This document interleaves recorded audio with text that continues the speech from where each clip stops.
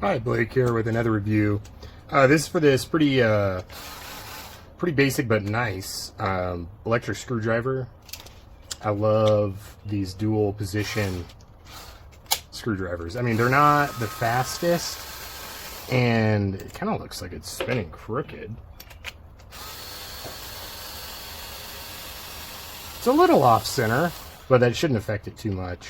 That's honestly could just be the chuck. So it is magnetic, not super strong magnetic, but magnetic nonetheless. It comes with all these, well, all these bits, including that one.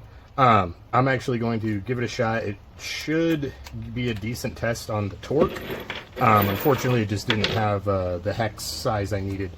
So I'm going to give this a shot.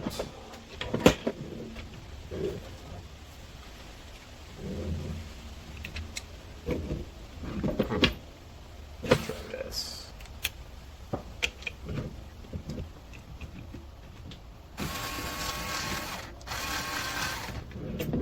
It might help if I had a... There we go. And so it's tightened, so what I'm going to do is manually crank it, and hey, it's not breaking, so it can handle the manual twisting pretty well.